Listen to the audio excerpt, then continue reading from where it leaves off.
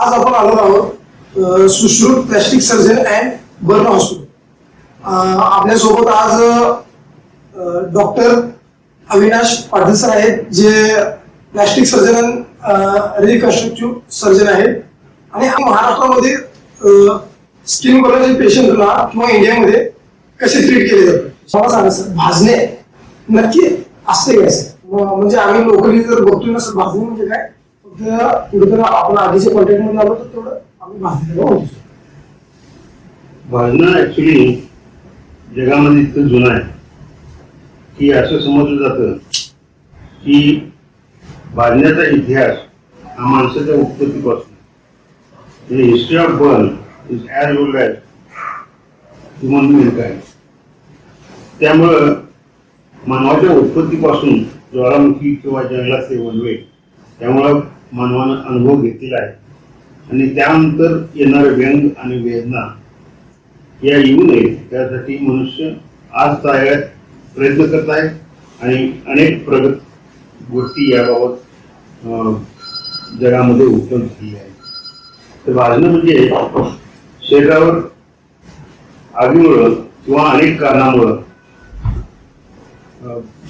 स्वतः जळून जाते. त्याचे भयंकर परिणाम मानवाच्या आयुष्यावर होतात, ते आपण पुढच्या चर्चेत बोलू. तर भाजणं हे शरीराला वेदना देणार, व्यंग देणार आणि जीव देणं असा प्रकार आहे. सामान्य भाजली जाते तर किती अंश सेल्सिअस लागते की बाबा याला म्हणतात की सामान्य भाजणं आहे, किंवा आपल्यासाठी जी योग्य असू शकते की बाबा गरम पाण्याचं जे टेम्परेचर असावं नॉर्मली.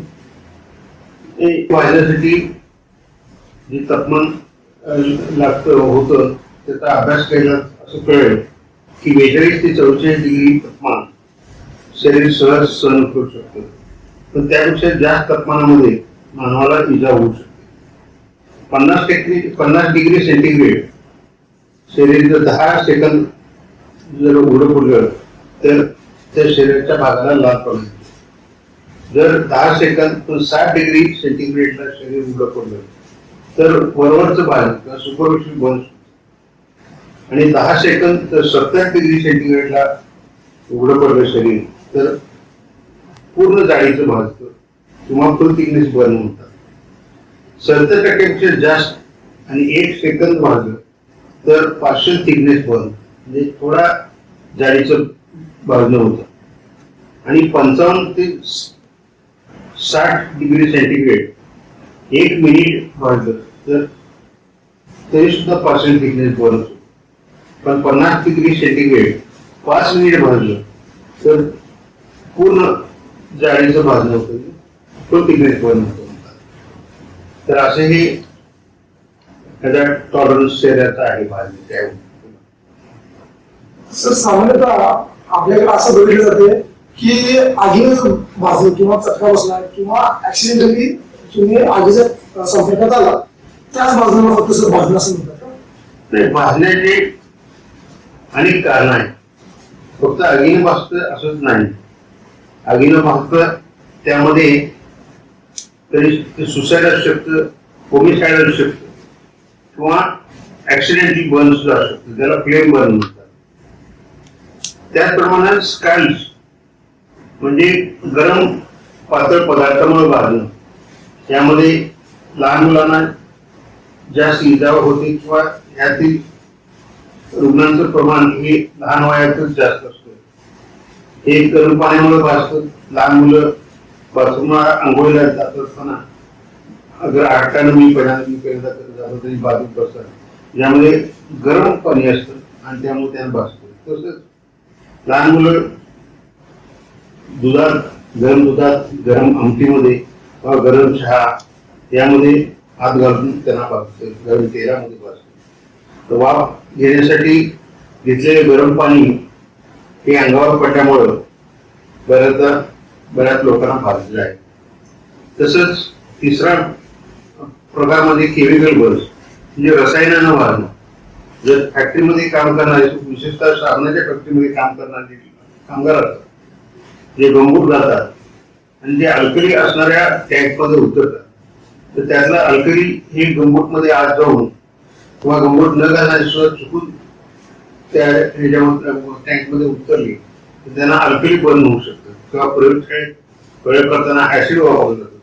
ते ऍसिड वरती घेत असताना काही विद्यार्थ्यांना चुकून तोंडामध्ये गेल्यामुळं तोंडाच्या आतील भाग भाजलेला आहे किंवा अन्ननलिका भाजली आहे अशा प्रकारे केमिकल बर्न्स त्रास होतात. किंवा विद्युत बर्न्स पुढचा प्रकार की इलेक्ट्रिक बर्नमुळं शरीराचा भाग इलेक्ट्रिक करंटशी संपर्कात आल्यामुळं इलेक्ट्रिक बर्न होतं. ज्यावेळी शरीराचा किंवा हाताचा भाग ड्राय असतो त्यावेळी इलेक्ट्रिक करंट फार वेगानं आत शरीरामध्ये जात नाही. पण हात ज्यावेळी ओला असतो घामामुळे तर शरीरामध्ये इलेक्ट्रिक करंट जातो आणि शरीरामधल्या रक्तवाहिन्या आणि नर्व्स हे इलेक्ट्रिसिटीचे गुड कंडक्टर आहेत आणि त्यामुळे आजपर्यंत इलेक्ट्रिसिटीचा प्रवाह गेल्यामुळं बाहेर जखम होणारी असती जी वुंड ऑफ एंट्री म्हणतात आणि जी बाहेरून बाहेर पडतेला वुंड ऑफ एक्झिट म्हणतात. तर वुंड ऑफ एंट्री मधून एकदा विद्युत करंट आत गेला तर तो रक्तवाहिनी वरती जरी थोडी जखम असली तरी रक्तवाहिनी मार्फत ते खूप आतपर्यंत जातं. म्हणजे बोटाला भाजला असेल तर काही काळात कोपरापासून हात खराब होऊन येतो तिथे काढावा लागतो. तर असं हे विद्युत भाजणं असतं. पुढचा प्रकार म्हणजे फ्रिक्शनल बर्न. रस्त्यामध्ये गाडीवरून घसरून पडल्यामुळे रस्त्याशी घर्षण होतं त्यामुळे जी उष्णता तयार होते त्यामुळे भाजतं. तसंच भाजणं हे फक्त आगीमुळे होतं नाही पण कोल्ड बर्न पण होतं की ज्यामुळे तापमान अतिशय कमी झालेलं असतं.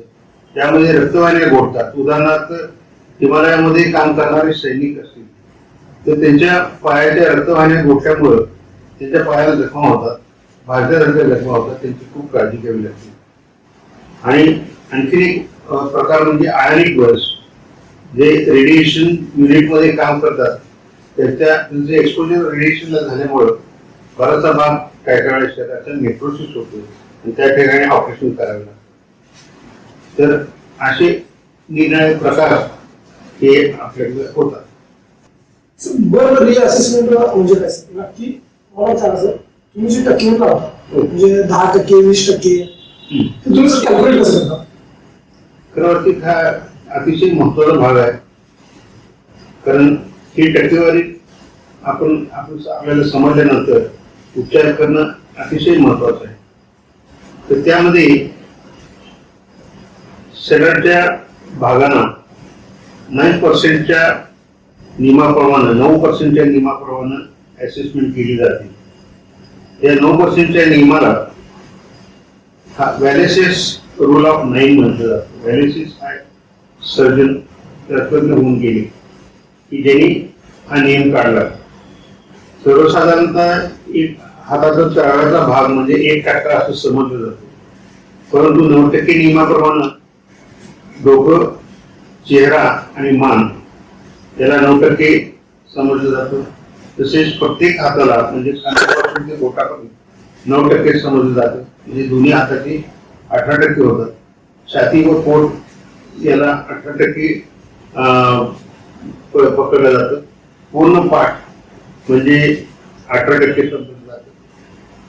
दोन्ही पाय प्रत्येक पायाला जांघेपासून ते तळव्यापर्यंत 18% धरलं जातं. तसंच दुसरा पाय ही 18% समजला जातो. म्हणजे दोन्ही पाय 36% होतात. आणि लघवी आणि संडासची जागा ही 1% समजली जाते. कारण 99 अधिक 1 म्हणजे 100% होतात. लहान मुलांमध्ये डोकं आणि चेहरा, मान साईज मोठा असतो त्यामुळे 18% त्याचं समजलं जातं. आणि पाय प्रत्येक पाय हा 14% समजला जातो. म्हणजे 14 दुने 28% हे पायाच्या दोन्ही पायाला पर्सेंटेज दिलं जातं. हा मोठ्या माणसांच्यात आणि लहान मुलांच्यात फरक केला जातो. एखादा मला बरं झालं तर तुम्ही असेसमेंट जे करताय, असेसमेंट म्हणजे जखमेची खोली म्हणा किंवा त्या व्हॅल्युएशन कसं करताय? आता त्याची आपण एरिया वाईज पर्सेंटेज किती असतं ते बघितलं. पण दुसरी महत्वाची गोष्ट म्हणजे त्यांची जी खोली माहित पाहिजे. तर यामध्ये बर्निंग जे एजंट असतं म्हणजे ज्या गोष्टीमुळे भासतं त्याचं तापमान किती आहे हे पहिल्यांदा समजून घेतलं पाहिजे. तसेच कोणत्या पद्धतीने उष्णता शरीरात पसरली, की आगीमुळे पसरली का इलेक्ट्रिक करंटमुळे पसरली का केमिकलमुळे पसरली हे जाणून घेतलं पाहिजे. तसेच भाजण्यासाठी कारणीभूत असलेल्या गोष्टी किंवा बर्न एजंट हे शरीराच्या किती वेळ संपर्कात आहे हेही महत्वाचं मानलं जातं. आता हे खोली समजण्यासाठी दुसरी महत्वाची गोष्ट आपल्याला माहिती असणं गरजेचं आहे, म्हणजे त्वचेची शारीरिक माहिती आपल्याला माहिती पाहिजे. त्वचेचा सर्वात भाग म्हणजे इपिडर्मिस जो नेहमी शेड ऑफ होत असतो आपल्या शरीरापासून. दुसरा भाग म्हणजे डर्मिस ज्यामुळे वरवरच्या रक्तवाहिन्या, चरबी, मेंदूच्या शिरा, तेलग्रंथी, घामाच्या ग्रंथी ह्या असतात. तिसरा थर म्हणजे स्नायू, हाडे, शरीरातील खोलवर असणाऱ्या मुख्य रक्तवाहिन्या आणि मेंदूचे शिरा.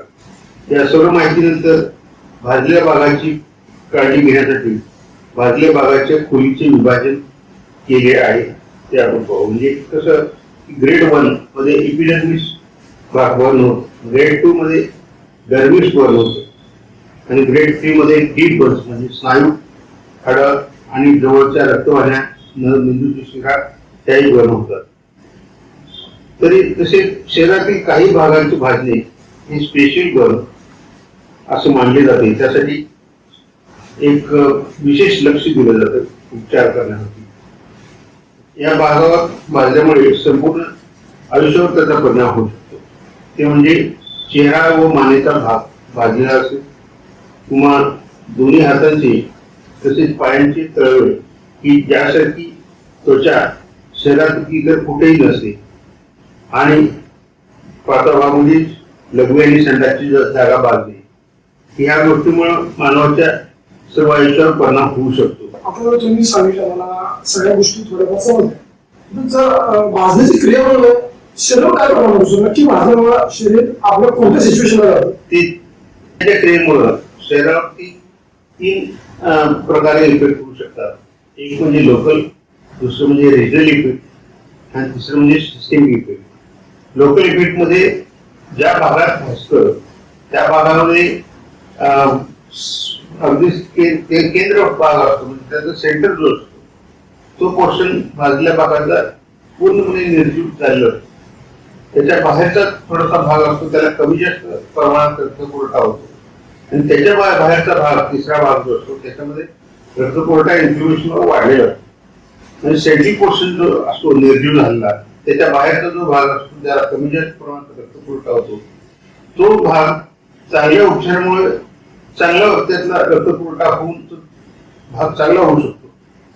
म्हणजे भाजण्याची क्रिया थांबते तिथं आणि माणसाचा त्रासही कमी होतो. पण जर कमी उपचार मिळाले, योग्य उपचार मिळाले नाही तर सेंट्रल पोर्शनच्या साईडला जो पोर्शन असतो तो परत जास्त निर्जीव होतो आणि पेशंट त्रास वाढतो. आता दुसरा इफेक्ट म्हणजे रिजनल, म्हणजे उदाहरणार्थ जर हाताला भाजला, बोटाला भाजला असेल तर कोपरापर्यंत किंवा खांद्यापर्यंत त्रास होतो. तर काय काय मुलांना पेशंटचं हात कोपरापासून काढावा लागेल आणि हा रिजनल इफेक्ट झाला. किंवा काही ठिकाणी जर श्वासनलिकेत भाजला असेल तर त्यांना श्वास घ्यायला त्रास होतो, कारण श्वासनलिकेमध्ये सूज येते, त्यामुळे श्वासोच्छवासावर परिणाम होतो. कार्बन मोनॉक्साईड शरीरात वाढू शकतो. त्याचप्रमाणे पेशंट झोपल्यामुळं पेशंटच्या रक्तामध्ये गुठळ्या तयार होतात. त्या गुठळ्या वरती जाऊन पुन्हा छातीच्या रक्तवाहिन्यामध्ये अडकून तिथं पल्मोनरी एम्बोलिझम होऊ शकतो, पेशंटच्या जीवावर परिणाम होतो. असे अनेक परिणाम रिजनल इफेक्टमुळे होतात. तसेच सिस्टमिक म्हणजे शरीराच्या एखाद्या सिस्टीमवरती, पूर्ण सिस्टीमवरती महत्वाच्या एखाद्या संस्थेविरुद्ध परिणाम होतात. उदाहरणार्थ मी आता सांगितले की श्वासनलिकेला सूज आल्यामुळं श्वासोच्छ्वास घेणं कठीण होतं, पेशंटला जीवाला त्रास होऊ शकतो. त्याचप्रमाणे बरेच दिवस झोपून राहिल्यामुळं डीव्हीटी होतं, म्हणजे डीप व्हेनस थ्रोम्बोसिस होतं, व्हेन्स मध्ये गुढळे होतात आणि त्यावर परत रक्त आपल्या फुफ्फुसाच्या रक्तवाहिन्यावरती त्याचा परिणाम होतो. तसेच सुरुवातीला पॅरालिटिक आयएस होतं, म्हणजे रक्तातलं पाण्याचं प्रमाण, प्लाझ्माचं प्रमाण कमी झाल्यामुळे आतड्यांची हालचाल मंदावते. त्यामुळं पेशंटच्या काही खाता येत नाही, खाल्लं तर पचत नसतं. तसंच किडनीवरती परिणाम होतो, लिव्हरच्या कामावरती परिणाम होतो आणि जठरामध्ये अल्सर्स होतात, जखमा होतात. त्याला कर्लिंग अल्सर्स असं म्हणतात. ह्याच्या ही इतके त्रासदायक असतात की त्याच्यामुळं पोटामध्ये रक्तस्राव होतो, पेशंट शॉक मध्ये जाऊ शकतो. असे हे सिस्टमिक इफेक्ट होतात. मला तर आता सगळं समजलं की भाजल्यामुळे कसं होतं, कोणत्या प्रकारे भाजू शकतो.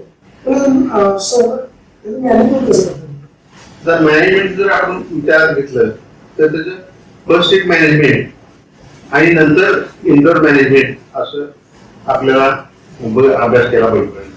फर्स्ट एड मॅनेजमेंट मध्ये पहिल्यांदा बर्निंग प्रोसेस जी आहे ती खूप बंद केली पाहिजे. दुसरं म्हणजे तापमानानं भाजलं असेल तर शरीरावरती थंड पाणी ओतावे.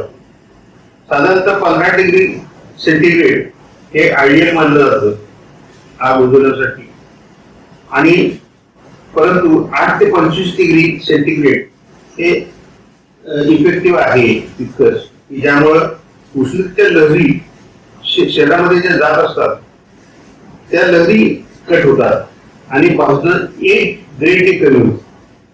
इतका त्याचा चांगला परिणाम होतो. पूर्वी कसं चादरीने किंवा गोंगडी शरीरावर झाकून आग उजवायची, आग बंद व्हायची, परंतु त्या उष्णतेच्या लहरी शरीरामध्ये जाणाऱ्या ज्या आहेत त्या बंद होत नव्हत्या. आणि त्या बंद होण्यासाठी आपण पाणी ओतलं तर त्या लहरी कट होतात आणि जवळजवळ 1 डिग्रीनं कमी भासतो. 1 डिग्रीनं कमी होतं. हा इतका चांगला परिणाम होतो, माणसाचा जीव वाचवण्यासाठी सुद्धा त्याचा उपयोग होऊ शकतो. तर यानंतर दुसरं महत्वाचं काम करणं म्हणजे पेशंटला, जो भाजलेल्या व्यक्तीला न वेळ तेवढं जवळच्या हॉस्पिटलमध्ये न्यायचं, आणखी त्याचे उपचार सुरू करायचे. त्या हॉस्पिटलमध्ये गेल्यानंतर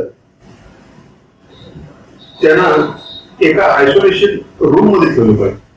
त्यांचे टोटल कॉस्ट सेमी आयसोलेशन, म्हणजे पेशंट जवळ एक त्यांच्या नात्यातील एक हेल्दी चांगलं आरोग्य असणारे, न कुठलाही आजार असणारे, पेशंटला मानसिकदृष्ट्या आधार देणारी की अशी व्यक्ती की ज्यांना पेशंट लवकर बरा व्हावा असं वाटत असते, अशीच व्यक्ती फक्त पेशंट सांभाळून.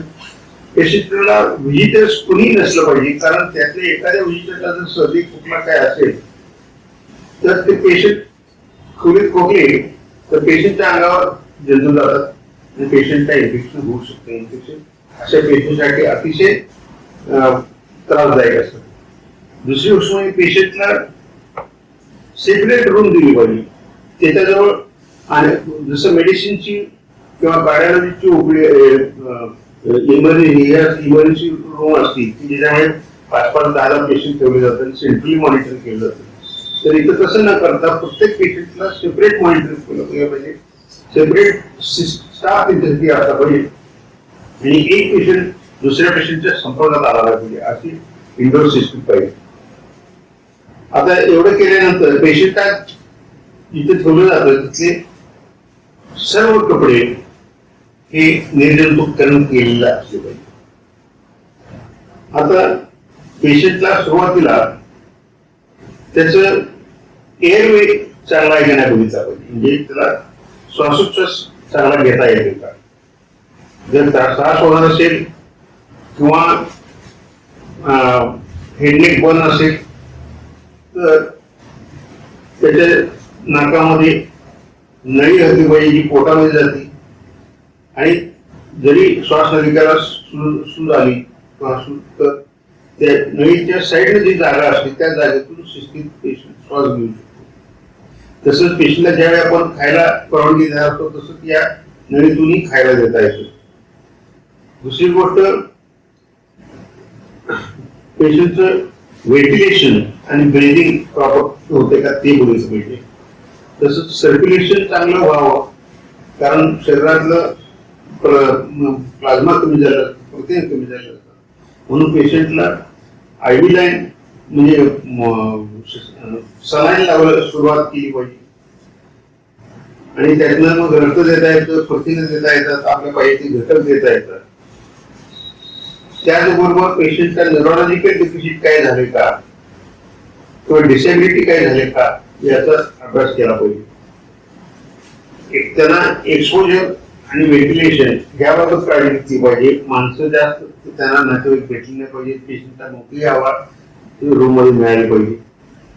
तसंच आता जी सलाईनसाठी आपण इंजेक्शन लावलेलं असतं त्यातून त्यांना फ्लुइड्स मागायचे आपण जे फॉर्म्युला वापरले त्यात जी आपण असेसमेंट केली त्याचा वापर करून आमच्या हॉस्पिटलमध्ये मूर अँड बर्कले हा फॉर्म्युला वापरला जातो, ज्याच्यामध्ये पहिल्या 12 तासात पर्सेंटेज इंटू वेट अपॉन 2 म्हणजे पर्सेंटेजला वेटने गुणून त्याला 2ने भागल्यानंतर जो रेशो येतो रॅशन येतो त्याला एक रॅशन समजलं जातं. आणि अशी 3 रॅशन फर्स्ट 12 आवर्स मध्ये दिली जातात. त्यानंतर 2 रॅशन ह्या सेकंड 12 आवर्स मध्ये दिली जातात. आणि यामधून दुसऱ्या दिवशी जे त्याचं लघवीचं प्रमाण असतं ते लक्षात घेतलं जातं. तसंच न दिसणारा लॉस असतो, म्हणजे श्वासातून लॉस होतो, पुन्हा जखमेतून लॉस होतो, तो लक्षात घेऊन त्याचं पुन्हा पुढची कॅल्क्युलेशन केली जातात. आणि त्यांना सलाईन, प्रथिन किंवा रिंगर लॅक्टिक म्हणून सोल्युशन असते आणि जीवनसत्व 30% एक रॅशन हे ब्लडचं दिलं जातं पूर्ण गॅप ठेवून. आणि पेशंटची दररोज डेव्हलपमेंटची अभ्यास केली जाते. त्याला वॉमिटिंग होते का, त्यांना त्रास लागते का, त्यांची आतड्याची हालचाल सुरू झाली का. तर आतड्याची हालचाल सुरू झाली असेल तर त्याला दिलेलं जेवण पचत असतं. ऍसिडिटी होऊ नये यासाठी अँटीऍसिडिटी दिलं जातं. अशा बऱ्याच बारीक सारीक गोष्टींचा अभ्यास करून पेशंटचा जीव कसा वाचेल हे पहिल्यांदा बघितलं जातं. आता ग्रेड 1 भाजलेलं असेल तर साधारण 12 ते 15 दिवसात बरं होतं. ग्रेड 2 असेल साधारण 1 महिना किंवा 1 महिना 10 दिवस असं उपचार घेतले बरं होतं. किंवा डीप बर्न असेल तर पहिल्यांदा पेशंटचा जीव वाचला जातो. आणि जिथं डीप बर्न असतो त्या ठिकाणी जर कात्री वरवरची कात्री लावून जखम गोळे होत असेल तर ते केलं जातं, तर पेशंटचा त्रास कमी होतो. आणि जर ती अवस्था नसेल किंवा हाडं उघडी पडली असतील किंवा रक्तवाहिन्या किंवा नर्व्ह उघडे पडले असतील तर फ्लॅप वापरला जातो, रिजनल फ्लॅप्स वापरले जातात किंवा फ्री फ्लॅप वापरले जातात आणि पेशंटला बरं केलं जातं. तुम्ही सांगितलं जे भाजण्याच्या जे रोगी आहेत त्याच्यासाठी आधुनिक काही टेक्निक आले अधिक खूप चांगल्या पद्धतीने. तर ह्यामध्ये परदेशामध्ये स्किन कल्चर करतात, म्हणजे 214 सेंटीमीटर काठी कोलॅजन बेसवरती वाढवून प्रयोगशाळेमध्ये 10 दिवसात 20,000 सेंटीमीटर काठी तयार केली जाते 10 दिवसात. आणि तिचा परिणाम हा असतो की सिंगल लेअर डिझाईन असतो, एक लेअरचा त्वचेचा थर मिळतो. पण त्यामुळे 100% भाजलेला रुग्ण सुद्धा परदेशात वाचवला जातो. आता आपल्या देशामध्ये ही गोष्ट उपलब्ध नाही आणि पुढे लवकर उपलब्ध होईल अशी शक्यता मला वाटत नाही. कारण 1 चौरस सेंटीमीटर कात्री तयार करण्यासाठी 16,000 रुपयांचा खर्च आहे. आपण रुटीन पेशंटसाठी आपल्या सिव्हिल हॉस्पिटलमध्ये साध्या गोष्टीसाठी खर्च करू शकत, म्हणजे आपण मरण पत्करू शकतो पण आपल्या पेशंटला वाचवण्यासाठी पैसे खर्च करू शकत नाही, ही आपल्या देशाची अवस्था आहे. पण अशा स्थितीत काय करू शकतो आपण? या गरीब देशाच्या स्थितीमध्ये, या स्थितीमध्ये पेशंटला वाचवायचं असेल, जर तसं आपल्याला इमर्जन्सी उपलब्ध व्हावी वाटत असेल आपण करू शकतो. आणि आपल्या सांगलीमध्ये एक अभिमानित गोष्ट म्हणजे भारतामधली 8वी स्कीम बँक आणि महाराष्ट्रातली 34 स्कीम बँक आहे. या गोष्टीसाठी मी गेली 27 वर्षे प्रयत्न करत होतो, स्वतःच्या माध्यमातून किंवा सरकारी माध्यमातून, पण ते शक्य झालं नाही. पण rotary club of Sangli city ही एक अतिशय चांगली संस्था आहे की जी सामाजिक संस्था लोकांच्या अशा मोठमोठ्या वैद्यकीय अडचणीसाठी नेहमी मदत करत असते. आणि त्यामुळे आपल्या हॉस्पिटलची जागा आपण त्यांना दिलेली आहे. त्यामध्ये डॉक्टर पटवर्धनांनी मदत केली आणि आपल्या रोटरी क्लब ऑफ सांगली सिटीमध्ये कालावधी चिंतामणी पटवर्धन स्कीम बँक ही रोटरी क्लब ऑफ सांगली सिटीनं महाराष्ट्रामधली 34 स्कीम बँक उपलब्ध केली की ज्यामध्ये आपल्याला मृत्यूनंतर 7 वर्षाच्या आत स्कीम घेता येते. आणि ती स्कीम बँकेमध्ये काही प्रक्रिया केल्यानंतर 5 वर्ष सजीव स्थितीत ठेवता येते. अशी स्कीम बँक मधली स्कीम वापरून, म्हणजे ॲलोग्राफ्ट म्हणतात त्या स्कीमला, तर अशा पद्धतीची त्वचा वापरून आपण 16 सिरियसली भाजलेली 1, 1.5, 2, 2.5 वर्षाची मुलं वाचवलेली आहेत आपल्या हॉस्पिटलमध्ये. की ज्यामध्ये 1.5 वर्षाची मुलगी 82% भरलेली, 1 महिना 10 दिवसात घरी गेली बरी, आणि न रडता न लुळता कुठलाही त्रास नव्हता बरी होऊन गेली. तसंच आणखी एक मुलगा आपण थोड्या वेळाने त्याची बघत आहोत की 62% वाढलेला, अगदी 6 महिन्यात तो बरा होऊन आई वडिलांच्या बरोबर परत गेला. अशी 16 मुलं शरीराची वाचली या स्कीम बँकेमुळे वाचली आहे. तसंच आपल्या स्कीम बँकेमधून हैदराबाद, कलकत्ता आणि बेंगलोरला तिथल्या पेशंटसाठी आणि काही प्रयोगशाळांसाठी जे औषध शोध घेण्याचा किंवा शरीरावरती परिणाम बघण्याचा प्रयत्न करत असतात, त्यांच्यासाठी आपण इथून पाठवत असतो. तर असा हा नवीन अत्याधुनिक उपचाराची पद्धत आपल्या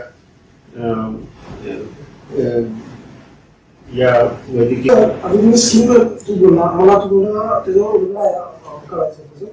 आता सर तुम्ही स्कीम जी घेताय, ए पॉझिटिव्ह किंवा जे ब्लड ग्रुप असते त्याला मॅच करून घेताय कसं, कोणी कोणाला दान करू शकतो? यामध्ये मॅच करायची आवश्यकता नसते किंवा कुठल्याही ग्रुपला चालू शकतो.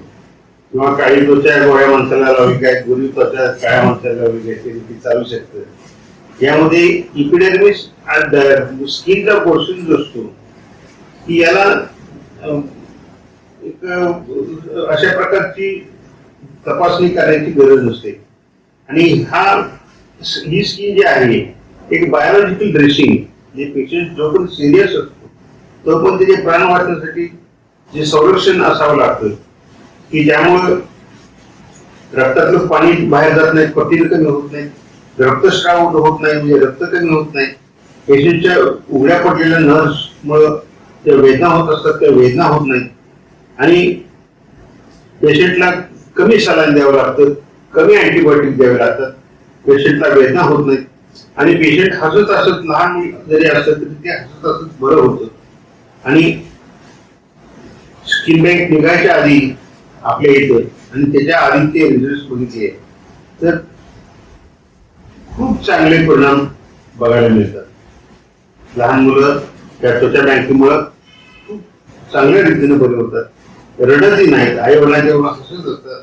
आम्ही गेलो तर आमच्याशी सुद्धा हसतात चांगली, आणि ते अतिशय चांगल्या पद्धतीनं बरे होऊन हसत खेळत लहान लहान मुलं घरी जाताना बघितलं की खूप आनंद होतो आणि आपण केल्या या गोष्टीचं खऱ्या अर्थानं चीज झालं असं.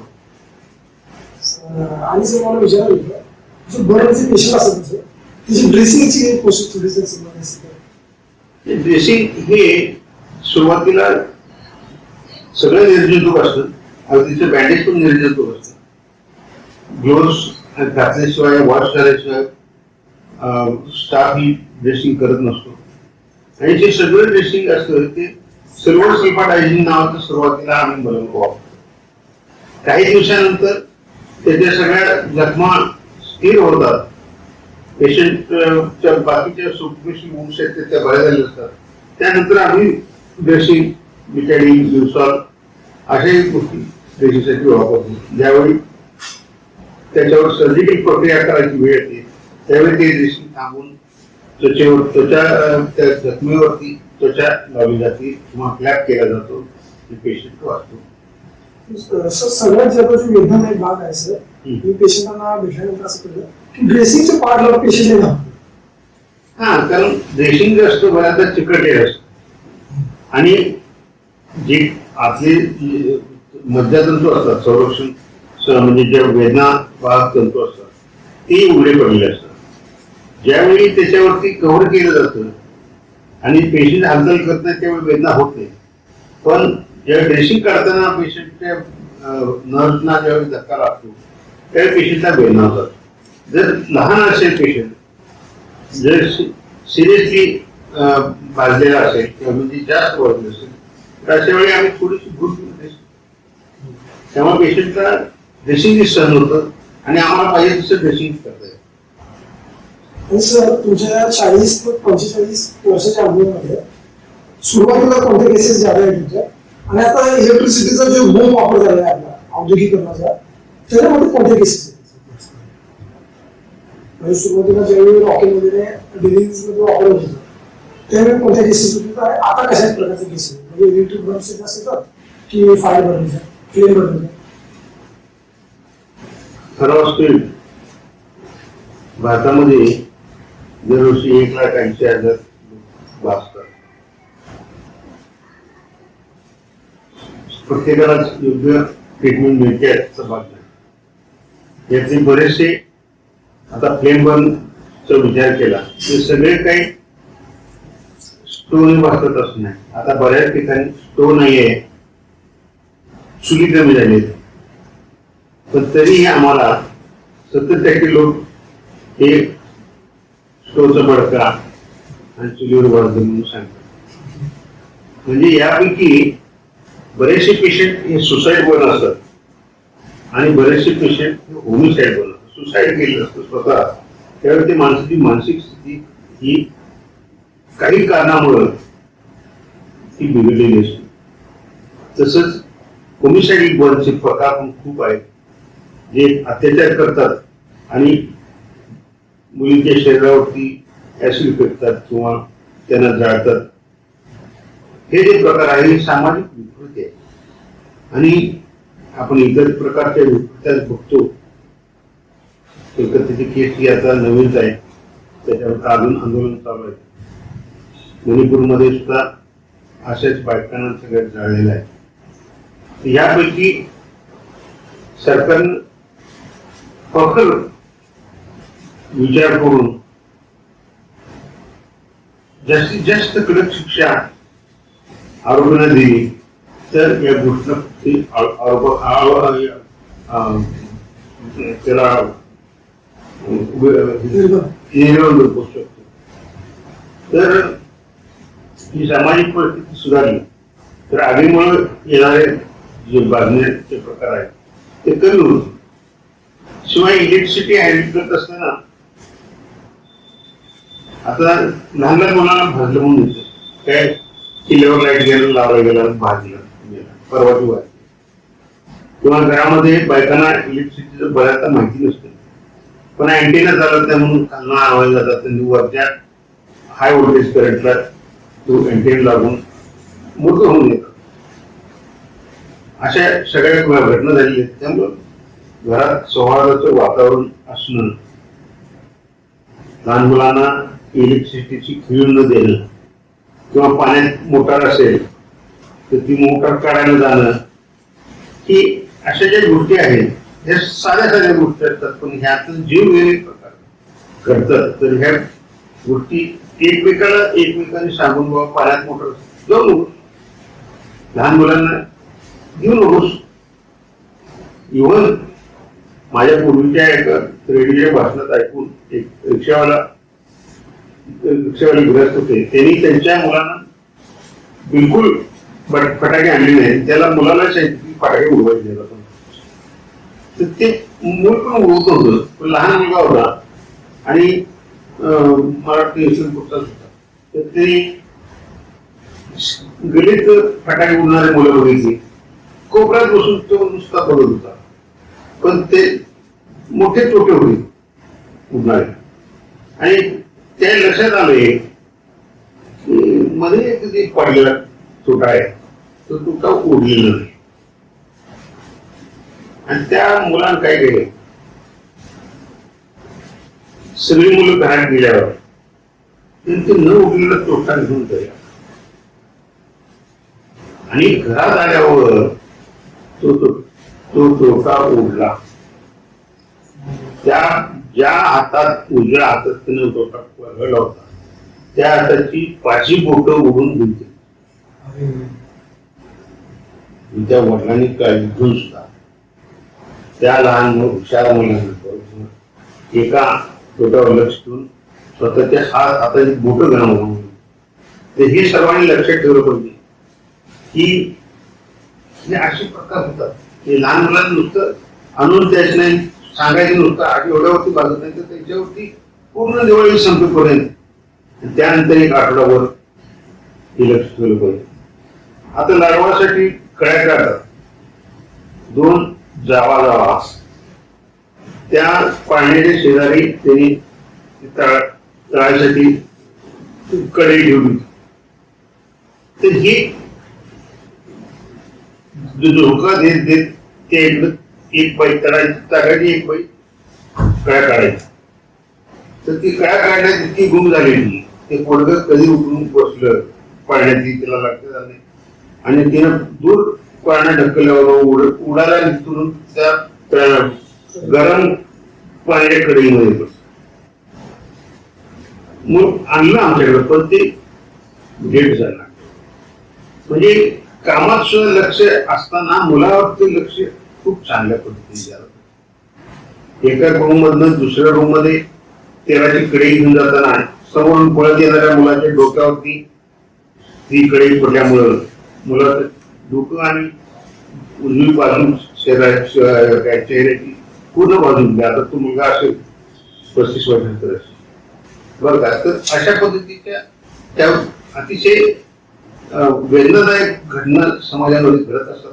त्याला सामाजिक शिक्षण अतिशय गरजेचं आहे आणि तुमचा हा कार्यक्रम अशा पद्धतीनं घेतल्यामुळं लोकशिक्षण खूप चांगल्या पद्धतीनं होणार आहे, माणसांचा जीव वाचणार आहे आणि याबद्दल मी खरंच तुमचं आभार मानतो, अभिनंदन करतो. आजचा कार्यक्रम इथे संपला असं जाहीर करतो. आणि सर आपल्यासोबत पुढं ज्या त्यांच्या प्लास्टिक सर्जरीवरचे थोडे जे काम आहे त्याच्याबद्दल सुद्धा आपण त्यांच्याबरोबर पुढचा प्रोग्राम बनवणार आहोत. चला नमस्कार.